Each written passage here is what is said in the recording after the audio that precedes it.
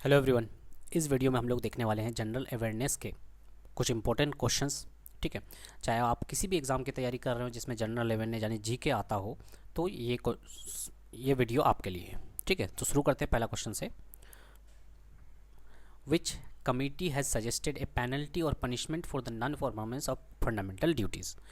तो बोला गया है कि कौन से कमेटी ने सजेस्ट किया था कि अगर कोई फंडामेंटल ड्यूटीज़ को नहीं मानता है, नहीं परफॉर्म करता है, तो उनके लिए पेनल्टी या पनिशमेंट होना चाहिए। सोरेन सिंह कमेटी, इंदिरा गांधी कमेटी, मोरारी देसाई जी कमेटी, वर्मा कमेटी। इसका आंसर क्या होगा? ठीक है, आंसर कर लिया होगा आपने। इसका आंसर हो जाएगा सोरेन सिंह कमेटी। ठीक है, सोरेन सिंह कमेटी के थ्रू ही फंडामेंटल ड्यूटीज़ को जो है हम लोग ने अपने कॉन्स्टिट्यूशन में लाया था। ठीक है, कौन से अमेंडमेंट के तहत? 42nd अमेंडमेंट के तहत। बट इन्होंने क्या कहा था कि जो लोग फंडामेंटल ड्यूटीज़ को परफॉर्म नहीं करेंगे उनके साथ पनिशमेंट और पेनल्टी होना चाहिए। तो ये जो है, ये जो कहा गया था, इसको मना कर दिया था कोर्ट ने। ठीक है, was not enacted into the law. इसको लॉ माना नहीं गया था कि ये आपका कर्तव्य है कि आप कीजिए, है ना, फंडामेंटल ड्यूटीज, लेकिन ये नहीं होगा कि आप नहीं कीजिएगा तो पनिशमेंट होगा। ठीक है, ये इसको ऐसा मानने से मना हो गया था। ठीक है, और ये कब लाया गया था फंडामेंटल ड्यूटीज? तो ये हो जाएगा 42nd amendment act. Who was the first ruler of Delhi? Delhi के पहले रूलर कौन थे? ठीक है, तो इसका आंसर ज़्यादातर लोगों को पता है, रजिया सुल्ताना है। रजिया सुल्तानत का पीरियड कब है? 1236 से लेकर के 1240।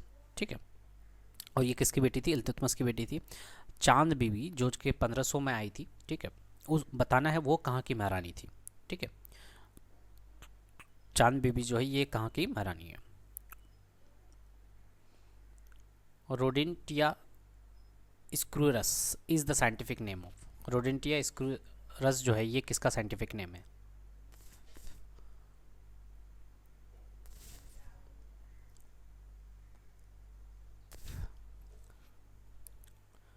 तो इसका आंसर हो जाएगा स्क्वायरल। ठीक है, स्क्वायरल जो है इसका साइंटिफिक नेम है।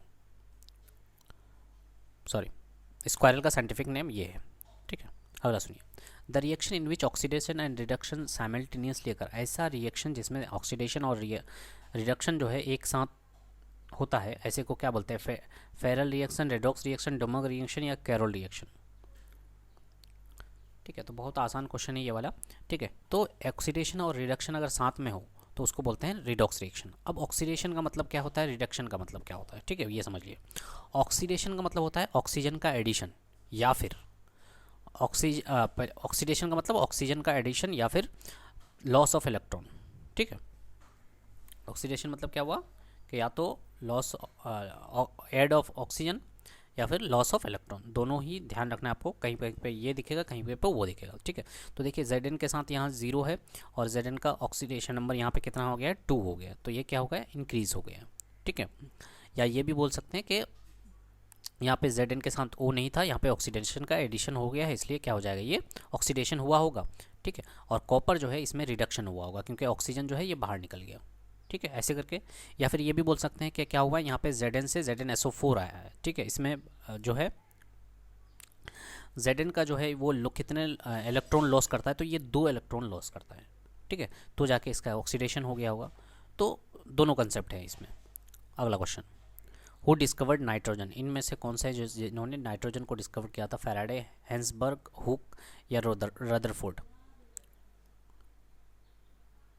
ठीक है, तो इसका आंसर हो जाएगा रदरफोर्ड। रदरफोर्ड ने ही नाइट्रोजन की खोज की थी। ठीक है, उसके बाद बात करें, फैराडे भी इंपॉर्टेंट साइंटिस्ट है। फैराडे की बात करें तो फैराडे जो है इलेक्ट्रोमैग्नेटिक इंडक्शन के बारे में बात की थी। ठीक है, कि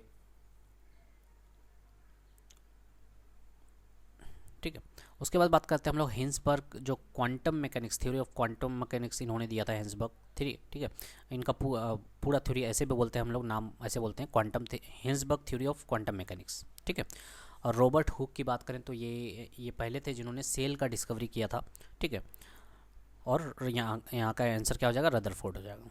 ठीक है, तो ये चारों नाम जो है इंपॉर्टेंट है हमारे लिए। Orissa world famous Konark sun temple was build by. तो एक सौ क्वेश्चन यहीं पे बन जाता है, कोणार्क सन टेम्पल कहाँ पे है? उड़ीसा में। अब बनाया किसके द्वारा गया है ये करना है, ठीक है।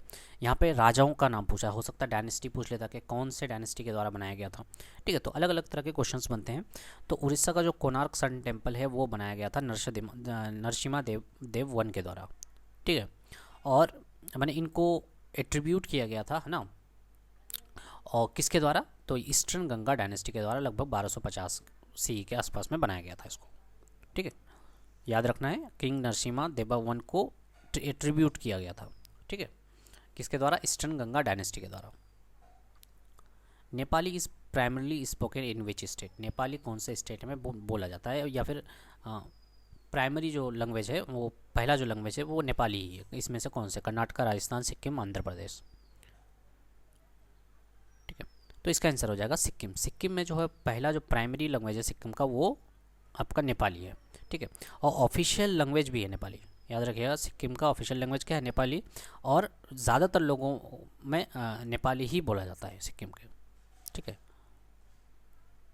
तो ऑफिशियल लैंग्वेज इसका सिक्किम का नेपाली ही है, ठीक है। अरुणाचल प्रदेश में भी का नेपाली बोला जाता है, ठीक है।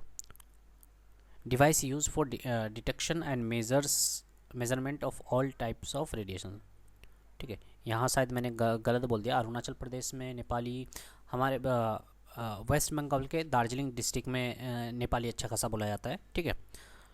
आगे सुनिएगा। Device used for the detection और and measurement of all types of radiation. तो बोला गया कि ऐसा कौन सा डिवाइस है जो हर एक तरह का रेडिएशन को क्या कर देता है? डिटेक्ट कर देता है, मेज़र करता है। कौन इनमें से कौन सा है? Geiger counter, polarimeter, calorimeter, radiometer. तो अगर हम लोग को रेडिएशन का पता करना हो, रेडिएशन का मेजरमेंट करना है या डिटेक्शन करना है, तो इसको गीगर काउंटर बोलते हैं, ठीक है। गीगर काउंटर से हम लोग पता करते हैं। कैलोरीमीटर की बात करें तो कैलोरीमीटर से हीट को मापते हैं, ठीक है, हीट का पता चलता है, ठीक है। आगे सुनिएगा। Hematite is an ore of, हम लोगों ने पिछले वीडियो में कॉपर के ओर्स देखे थे, ठीक है।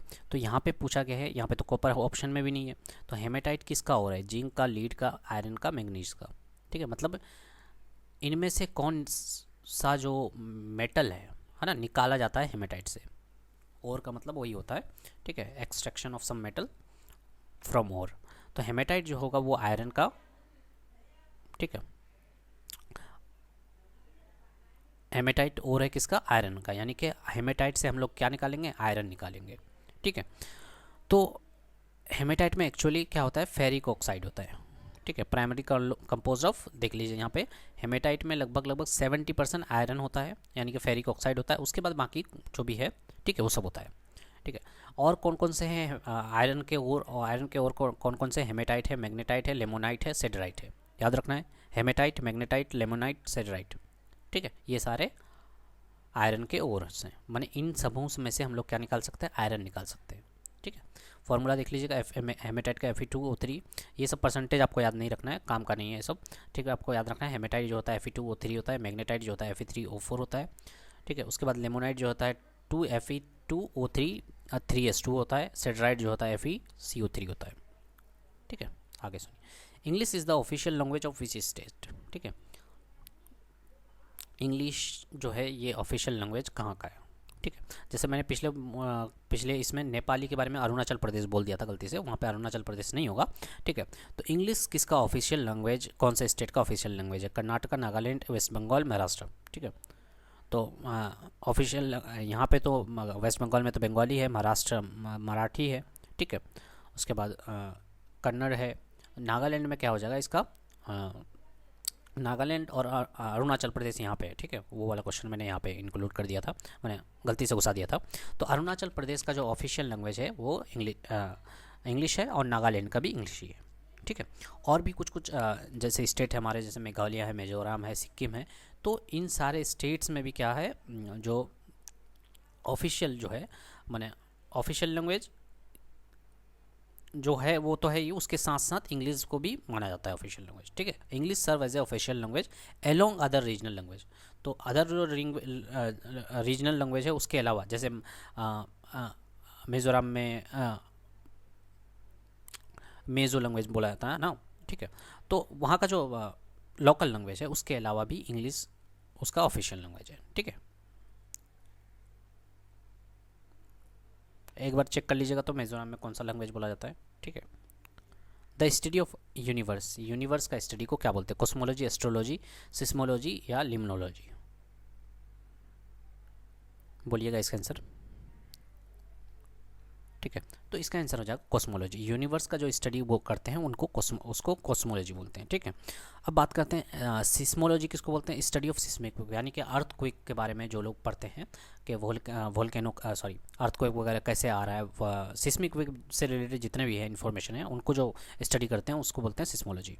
ठीक है, अब बात करते हैं एस्ट्रोलॉजी, किसकी बात करते हैं? जो सेलेस्टियल ऑब्जेक्ट को देख करके, यानी कि सूरज, चांद, प्लैनेट को देख करके वो लोग रिलेशन खोजने की कोशिश करते हैं अर्थ से।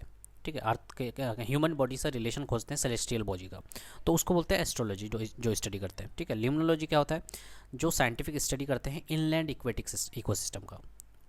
ठीक है, इनलैंड इक्वेटिक इकोसिस्टम का जो स्टडी करते हैं उसको लिम्नोलॉजी बोलते हैं। जैसे कि लेक्स के बारे में, रिवर के बारे में, स्ट्रीम बने वहाँ पे जो वहाँ का जो इकोसिस्टम बन रहा है, ठीक है, उसके बारे में जो स्टडी करते हैं उसको लिम्नोलॉजी बोलते हैं। ठीक है, shortage day in the northern hemisphere, shortage day कब होता है? 22 नवंबर, 22 दिसंबर, 22 मार्च या फिर 22 जून। ठीक है, ठीक है, यहाँ पे जो ऑप्शन दिए हैं यहाँ पे कन्फ्यूज ही हो सकता है आदमी। सबसे पहले बताइए शॉर्टेज दिन कब होगा? दिसंबर में होगा, मार्च में होगा, जून में होगा या नवंबर में होगा?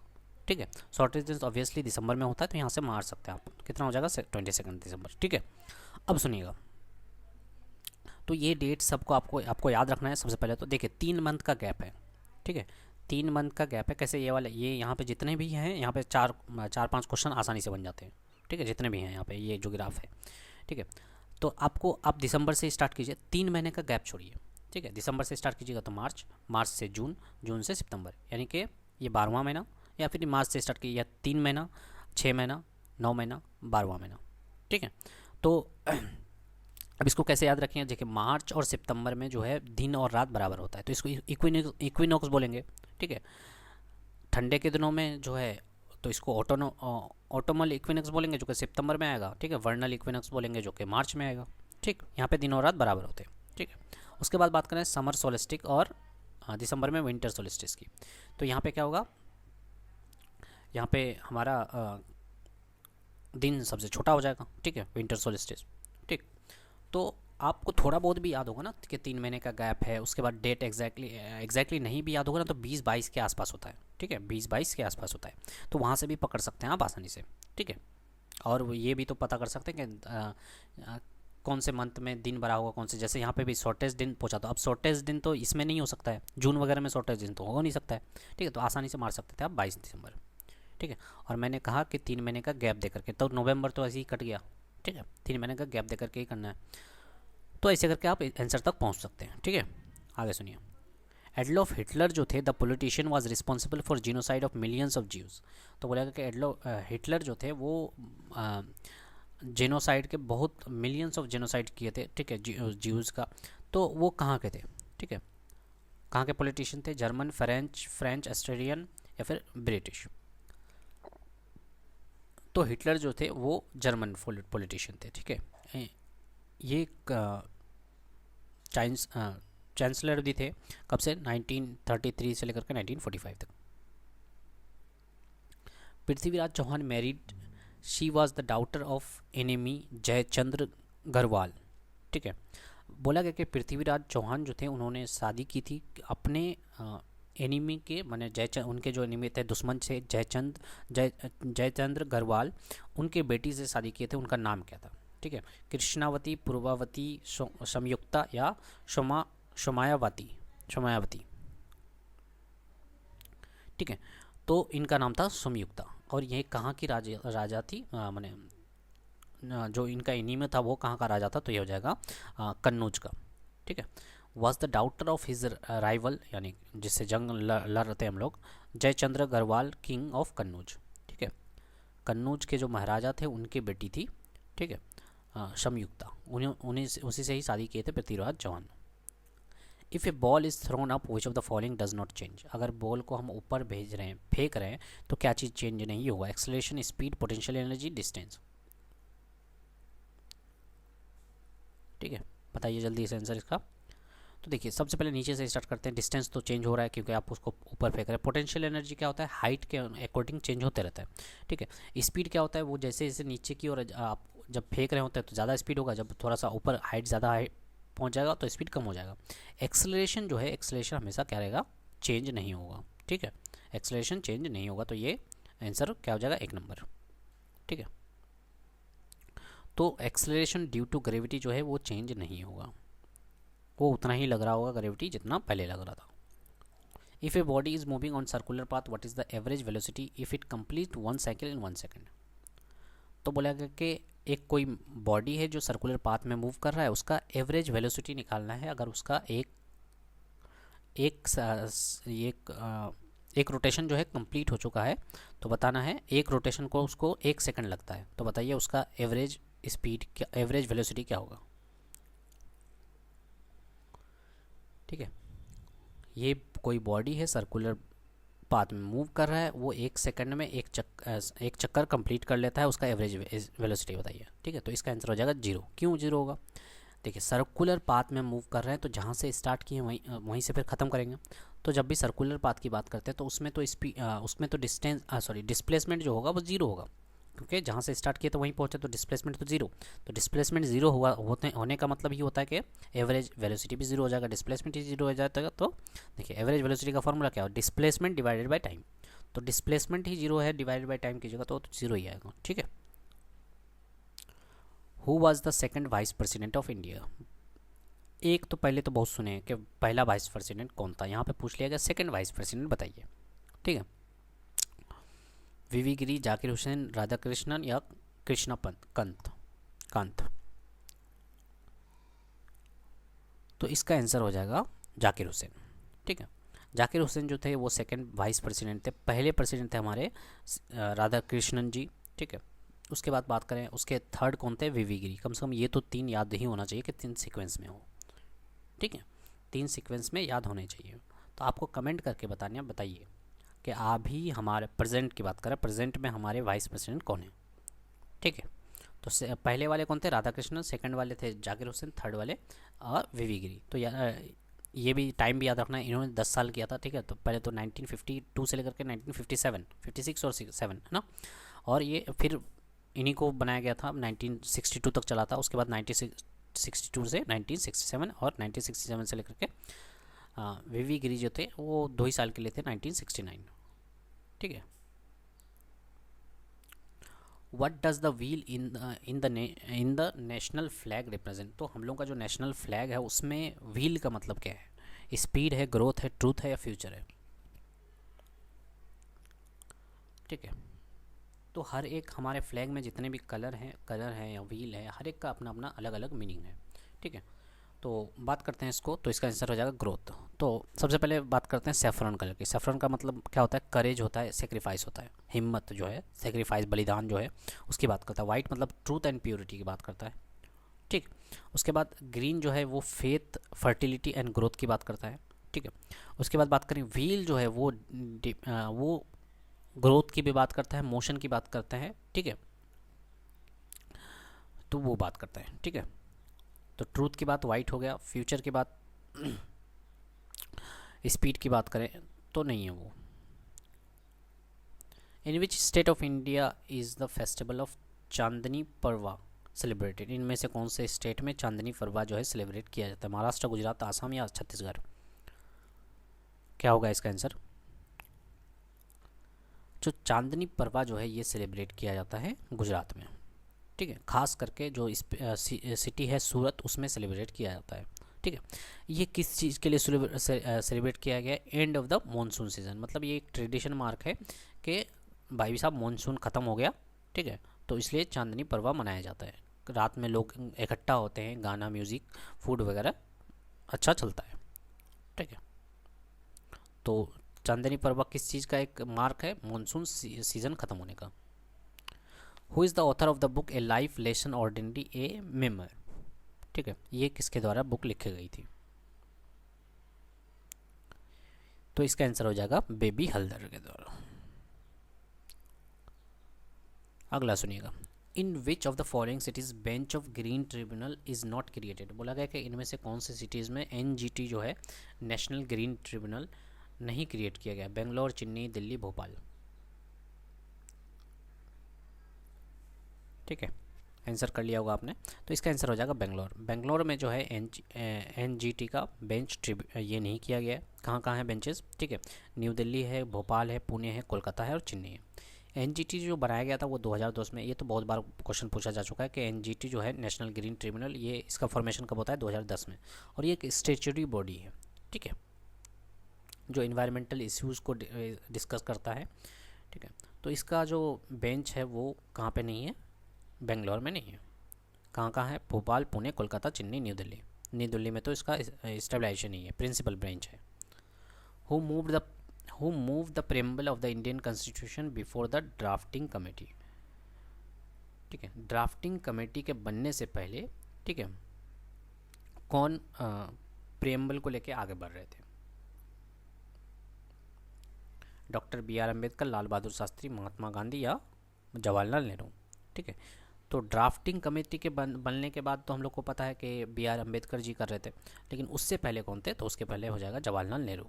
ठीक है, जब उन्होंने ऑब्जेक्टिव रेवोल्यूशन दिया था। ठीक है, Jawaharlal Nehru move the objective revolution before the constitution assembly. तो कॉन्स्टिट्यूशन असेंबली के पहले, ठीक है, वो ऑब्जेक्टिव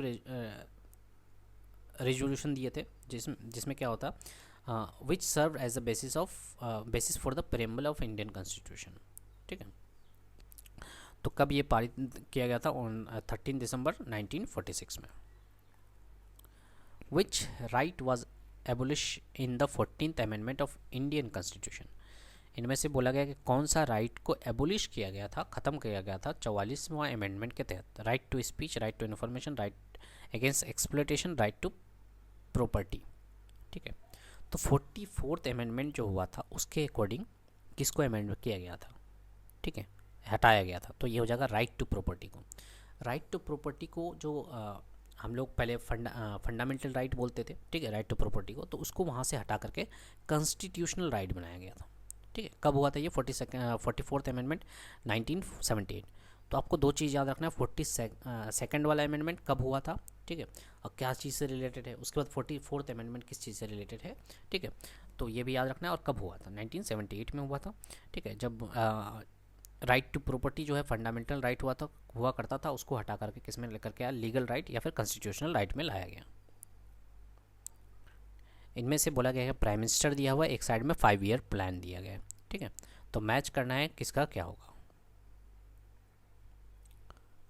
ठीक है, तो 5 ईयर प्लान का जो शुरुआत हुआ था वो 51 से स्टार्ट हुआ था, 51 से 56 चला था। ठीक है, तो जो जवाहरलाल नेहरू था वो सेकंड 5 ईयर प्लान में थे। ठीक है, जवाहरलाल नेहरू वो सेकंड 5 ईयर प्लान में थे। उसके बाद बात करें मनमोहन सिंह जो एलपीजी लेकर के आए थे, ठीक है, वो आपका 11th 5 ईयर प्लान में थे। ठीक है, और जो अटल बिहारी वाजपेयी थे वो 10th 5 ईयर प्लान में थे। ठीक है, तो अटल बिहारी वाजपेयी पहले थे, उसके बाद 10th वाले 5 ईयर प्लान में, उसके बाद मनमोहन सिंह जो है 11th 5 ईयर प्लान में थे, जब उन्होंने क्या लाया था? एलपीजी लाया था। ठीक है, एक बार इसको चेक कर लीजिएगा। तो ठीक है, एक बार इसको चेक कर लीजिएगा कि अटल बिहारी वाजपेयी जो है वो 10th 5 ईयर प्लान में थे या 12 में। ठीक है, 10th में तुझे थोड़ा सा डाउट लग रहा है हमको, क्योंकि मनमोहन सिंह 11th में थे। ठीक है, अच्छा, मनमोहन सिंह बाद में। ठीक है, ठीक है, Atal Bihari ji 10th 5 year plan में, और मनमोहन सिंह जो है वो 11th 5 ईयर प्लान में थे। ठीक है, आगे सुनिएगा। विच of the following language was the official language of Gupta period. Gupta period के टाइम पे ऑफिशियल लैंग्वेज क्या हुआ करता था? अरबिक तो हो नहीं सकता है, हिंदी, पर्शियन या संस्कृत। ठीक है, गुप्ता पीरियड का जो ऑफिशियल लैंग्वेज हुआ करता था वो होता था संस्कृत। ठीक, आगे बढ़ते हैं हम लोग। The harvest festival of Indian state of Punjab is known as. तो बोला गया कि हार्वेस्ट फेस्टिवल यानी कि फसल की जो कटाई है वो पंजाब में उस फेस्टिवल को वो कौन से नाम से जानते हैं वहाँ पे? ठीक है, तो अलग अलग जगह पे अलग अलग माने हार्वेस्टिंग फेस्टिवल जो है अलग अलग जगह पे अलग अलग सेलिब्रेशन होता है, अलग अलग नाम रखा गया है। ठीक है, तो इसका आंसर हो जाएगा आपका लोहड़ी। ठीक है, लोहड़ी भी होता है और एक होता है आपका ये और एक होगा बैसाखी।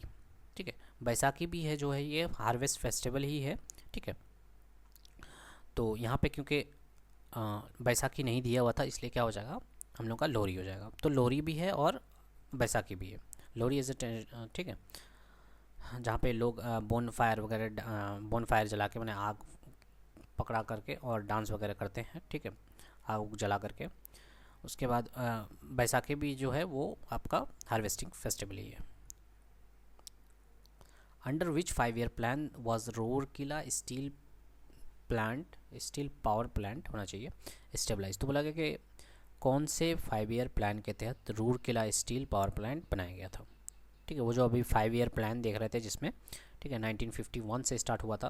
पहला 56 चला था, सेकंड वाला 56 से लेकर के 61 तक चला था। ठीक है, तो इसमें बोला गया कि बताइए कि रूरकेला जो था वो कौन से प्लान के तहत आया था। तो इसका आंसर हो जाएगा सेकंड 5 ईयर प्लान में। ठीक है, 56 से लेकर के 61 जिसमें जवाहरलाल नेहरू थे। ठीक है, तो दिस पीरियड फोकस ऑन उस टाइम इंडस्ट्रियलाइजेशन पे काफ़ी ज़्यादा फोकस किया गया था। जो 5 ईयर प्लान था इसकी वजह से क्या हुआ था, 3 बड़े बड़े प्लांट को स्टेबलाइज किया गया था। रूरकेला था, भिलाई था और दुर्गापुर था। ठीक है, 3 स्टील प्लांट जो था वो बड़े बड़े स्टील प्लांट डेवलप किया गया था। कहाँ पे, रूरकेला पे, भिलाई पे और दुर्गापुर में। ठीक है, ताकि स्टील का प्रोडक्शन बढ़ सके। ठीक है, नेशनल स्टील कैपेसिटी में बूस्ट आए। ठीक है, तो याद रखना है रूरकेला स्टील प्लांट या फिर भिलाई है, दुर्गापुर है स्टील प्लांट, वो सब सेकंड 5 ईयर प्लान के तहत लाया गया था उन लोगों को, ताकि इंडस्ट्रियलाइजेशन में डेवलप बूस्ट हो। विच of the following award is given for quality in industries. तो बोला गया कि इनमें से कौन सा अवार्ड है जो कि क्वालिटी कंट्रोल के तौर पे दिया जाता है। क्वालिटी इन इंडस्ट्रीज़ में क्वालिटी अच्छा दिखाने के लिए आपको एक अवार्ड दिया जाता है अगर अच्छा है तो। ठीक है, क्वालिटी कंट्रोल अगर अच्छा है तो। ठीक है, तो इसमें कौन सा award, Rajiv Gandhi quality award, Indira Priyadarshini award, JC Bose award या फिर भारतीय सम्मान अवार्ड। तो इसका आंसर हो जाएगा राजीव गांधी क्वालिटी अवार्ड। ये किसके द्वारा दिया जाता है, ये दिया जाता है ब्यूरो ऑफ इंडियन स्टैंडर्ड के द्वारा। ठीक है, अगर क्वालिटी कंट्रोल अच्छा है इंडस्ट्रीज़ में, ठीक है, तो इसमें दिया जाता है क्वालिटी कंट्रोल का। क्वालिटी अगर अच्छा है तो इंडस्ट्रीज़ में तो राजीव गांधी क्वालिटी अवार्ड दिया जाता है। किसके द्वारा, ब्यूरो ऑफ इंडियन स्टैंडर्ड के द्वारा। Which of the following word was added to the preamble of Indian constitution by the 42nd amendment. तो मैंने पहले ही कहा है 42nd और 44th इंपॉर्टेंट है। तो 42nd में जो है वो कौन सा वर्ड ऐड किया गया था, फ्रीडम, इंटीग्रिटी, फर्टिनिटी या इक्वलिटी। ठीक है, तो इसका आंसर हो जाएगा आपका जो है इंटीग्रिटी। ठीक है, और भी 3 जो इंपॉर्टेंट वर्ड है वो 42nd अमेंडमेंट में जुड़ा था, जैसे सोशलिस्ट है, सेक्युलर है और इंटीग्रिटी है। ठीक है, 3 वर्ड जोड़ा गया था। इंटीग्रिटी में तो भाईचारगी आ जाती है ना, सेक्युलर मतलब हर धर्म को मानने वाला, और सोशलिस्ट है फिर। Who has authored Gita Govinda. ठीक है, गीत गोविंदा या गीता गोविंदा लिखा हुआ आता है। ठीक है, तो ये किसके द्वारा लिखा गया था, ये हम लोग का रिवीजन हो रहा है। ये वाला क्वेश्चन आगे कर चुके हैं हम लोग। तो इसका आंसर हो जाएगा क्या, जयदेव। ठीक है, अगला question, who was the author of the book titled the hungry tide. Hungry tide किसके द्वारा लिखा गया था। तो ये हो जाएंगे अमिताभ घोष के द्वारा। हंग्री टाइड जो है ये अमिताभ घोष जी के द्वारा लिखा गया था। मैंने पहले ही बताया है 3-4 लोग हैं जो जिनके बुक के बारे में बहुत ज़्यादा पूछता है, अरुंधति रॉय, विक्रम सेठ, अमिताभ घोष जी भी हैं। ठीक है, और भी 1-2 नाम हैं जिनके बारे में बुक के बारे में पूछा ही जाता है। What is the cell in Microsoft Excel. Cell का मतलब क्या होता है माइक्रोसॉफ्ट एक्सेल में। ठीक है, instruction of row and column in a worksheet, a single work within a workbook, a separate file use to store data, a small diagram और chart. Cell का मतलब क्या होता है माइक्रोसॉफ्ट एक्सेल में। ठीक है, तो इसका आंसर हो जाएगा जहाँ पे रो और कॉलम मिलता है उसको सेल बोलते हैं। जैसे ये हमारा रो है, ये कॉलम है, ठीक है। तो यहाँ पे देखिए ये जो है इसको इसी को सेल बोलते हैं, जहाँ पे रो और कॉलम इंटरसेक्ट करते हैं, ठीक है। एक कॉलम ये है, एक कॉलम ये है, इस तरह से कॉलम सॉरी एक सेल बोला जाता है, ये वाला सेल, ये वाला सेल, ये वाला सेल, इस तरह से सेल बोला जाता है, ठीक है। The idea of fundamental right in Indian constitution has been borrowed from. तो बोला गया कि इंडियन कॉन्स्टिट्यूशन में जो है वो फंडामेंटल राइट कहाँ से लिया गया है, ऑस्ट्रेलिया से, जर्मनी से, यूनाइटेड स्टेट ऑफ अमेरिका से या फिर कनाडा से। तो आपको पता होगा कि हम लोग का जो कॉन्स्टिट्यूशन बना है वो बहुत जगहों से अच्छी चीज़ों को लिया गया है, ठीक है। हाँ, जितना भी अच्छी अच्छी चीज़ें हैं कॉन्स्टिट्यूशन में वो कहीं ना कहीं से कुछ हम लोग के अपने हैं, कुछ अलग अलग कंट्री से लिया गया है। तो बोला गया कि फंडामेंटल राइट जो है ये कहाँ से लिया गया है, ठीक है। तो इसका आंसर हो जाएगा यूनाइटेड स्टेट ऑफ अमेरिका। अब मैं आपको एक क्वेश्चन देता हूँ, आपको कमेंट सेक्शन में बताना है फंडामेंटल ड्यूटीज़ कहाँ से लिया गया है, ठीक है, कौन से कंट्री से, ठीक है। अब इस क्वेश्चन में आते हैं और क्या क्या लिया गया है यूएसए से। तो हम लोग तो बोले फंडामेंटल राइट लिया है, बिल्कुल सही है। जुडिशियल रिव्यू जो है वो लिया गया है, इंडिपेंडेंस ऑफ जुडिशरी, जुडिशरी का इंडिपेंडेंस होना वो लिए हैं, इम्पीचमेंट ऑफ प्रेसिडेंट, ठीक है, removal of supreme court and high court, मैंने वहाँ पे जैसा प्रोसेस है वहाँ यहाँ पे भी वैसा ही प्रोसेस है, उसके तहत लिया गया है, क्योंकि वो अच्छा था इसलिए हम लोगों ने ले लिया, ठीक है। Post of vice president, vice president का पोस्ट, उसके बाद ये आपका वी द प्रियम्बल का जो स्टार्टिंग वाला पार्ट है वी द पीपल, ये भी लिया गया है अमेरिका के कॉन्स्टिट्यूशन से, ठीक है। तो हम लोगों ने इंग्लैंड से भी बहुत कुछ लिया है, क्योंकि इंग्लैंड राज करते थे वहीं से, है ना। तो वहीं से इंग्लैंड हम लोग पे राज करते थे, तो उन लोगों का कॉन्स्टिट्यूशन भी अच्छा था, ठीक है। तो जो जो मैंने जैसे इंग्लैंड का जो है कॉन्स्टिट्यूशन रिटर्न नहीं है, हम लोग का रिटर्न कॉन्स्टिट्यूशन, तो हम लोग का रिटर्न कॉन्स्टिट्यूशन भी कहाँ से लिया गया है, वो यूएसए से लिया गया है, क्योंकि यूएसए का भी रिटर्न कॉन्स्टिट्यूशन है, हम लोग का भी, इंग्लैंड का रिटर्न कॉन्स्टिट्यूशन नहीं है, ठीक है। तो ये सारी बातें हैं, आगे बढ़ते हैं हम लोग। Who was the author of the famous book title Ratnavali. Ratnavali किसके द्वारा लिखा गया था, चाणक्य, हर्षवर्धन, कौटिल्य या अमर सिन्हा, ठीक है। तो इसका आंसर हो जाएगा हर्षवर्धन, हर्षवर्धन जी के द्वारा रत्नावली लिखा गया था, ठीक है। हर्षवर्धन कौन से रूल डायनेस्टी से बिलोंग करते थे, वर्धना डायनेस्टी से बिलोंग करते थे, ये 7th सेंचुरी में लिखा गया था, ठीक है। और ये कहाँ के राजा था, थनेश्वर एंड कन्नौज के, ठीक है, किंग ऑफ थनेश्वर और कन्नौज के। उसके बाद और क्या क्या लिखे थे, इनका जो फेमस बुक है वो क्या क्या था, इन्होंने प्रिया दर्शिका भी लिखा था, उसके बाद नागानंदा, ठीक है, रत्नावली हुआ, प्रिय दर्शिका हुआ और नागानंदा, इन्होंने ये सारी इनके फेमस बुक्स हैं, ठीक है। After it's nationalisation the imperial bank of India become. तो 1921 में इम्पीरियल बैंक आया था, ठीक है, इस्टेब्लिश किया गया था। तो जब इसका नेशनलाइजेशन हो गया तो इसको क्या नाम दिया गया, bank of India, Canara bank, oriental bank of commerce या फिर स्टेट बैंक ऑफ इंडिया, ठीक है। तो इसका आंसर हो जाएगा स्टेट बैंक ऑफ इंडिया। 1955 में इसको क्या बना दिया गया, स्टेट, पहले इम्पीरियल बैंक था 1921 में, बाद में जब वो उसका नेशनलाइजेशन होता है 1955 में इसको बना दिया जाता है स्टेट बैंक ऑफ इंडिया, ठीक है। Which article of Indian constitution is revolution related abolition of untouchability, इनमें से कौन सा आर्टिकल्स है जो कि एबोल्यूशन ऑफ अनटचेबिलिटी से रिलेटेड है, ठीक है, यानी छूत छात को खत्म करना। आर्टिकल 45, 25, 17 या 21, क्या होगा इसका आंसर, तो इसका आंसर हो जाएगा 17, ठीक है। 17 जो है आर्टिकल वो किससे रिलेटेड है, वो अनटचेबिलिटी से रिलेटेड है, ठीक है। तो ये यहाँ पे एक ट्रिक है, इसको याद रखना है, आर्टिकल 15, आर्टिकल 16, आर्टिकल 17, आर्टिकल 18, ठीक है। इसका ये है डाउट है, DOUT, ठीक है। पहले तो यू से बोल दिया अनटचेबिलिटी, ठीक है, एवोल्यूशन ऑफ अनटचेबिलिटी। उसके बाद बात करें T for titles, evolution of titles, ठीक है, T से हो गया टाइटल्स। उसके बाद O से हो गया अपॉर्चुनिटी, इक्वल अपॉर्चुनिटी सबको मिलना चाहिए। D फॉर डिस्क्रिमिनेशन, डिस्क्रिमिनेशन नहीं होना चाहिए, तो आर्टिकल 15 में है डिस्क्रिमिनेशन, ठीक है, नहीं होना चाहिए। उसके बाद O से अपॉर्चुनिटी सबको इक्वल मिलना चाहिए। उसके बाद 17 में है, आर्टिकल 17 में है कि अनटचेबिलिटी, एवोल्यूशन ऑफ अनटचेबिलिटी। 18 में है एवोल्यूशन ऑफ टाइटल्स, ठीक है, टाइटल्स नहीं होना चाहिए इस तरह का, ठीक है। तो ये आर्टिकल 15, 16, 17, 18 ये चारों याद हो जाना चाहिए आपको डाउट से, DOUT, ठीक है। D से डिस्क्रिमिनेशन, O से अपॉर्चुनिटी, U से अनटचेबिलिटी, T से titles. Which of the following collection is poetry collection of Sarojini Naidu. इनमें से बोला गया कि इनमें से कौन सा है जो कि सरोजिनी नायडू का पोइट्री कलेक्शन है। गोल्डन थ्रेशोल्ड, पंचतंत्रा, गीतिका, रत्ना या डायमंड थ्रेशोल्ड। तो सरोजिनी नायडू, ठीक है, जो कि एक्टिविस्ट थे हमारे, है ना, तो उनका पोइट्री का कलेक्शन जो है वो हो जाएगा गोल्डन थ्रेशोल्ड। ठीक है। The book train to Pakistan in which partition of India is vividly brought out is written by. तो बोला गया कि एक बुक है ए ट्रेन टू पाकिस्तान, जो कि जिसमें जब पार्टीशन हुआ था, ठीक है, जो ट्रेन गई थी इंडिया से पाकिस्तान, उसके बारे में बात किया गया है, मैंने उसको स्केच वगैरह भी किया गया है, ठीक है, बहुत अच्छे से लिखा भी गया है। तो वो किसके द्वारा लिखा गया था? मनमोहन सिंह, खुशवंत सिंह, परवेज मुशर्रफ या कुलदीप नायर। ठीक है। तो द ट्रेन टू पाकिस्तान जो है फेमस बुक है, इसको लिखा गया था खुशवंत सिंह के द्वारा। ठीक है।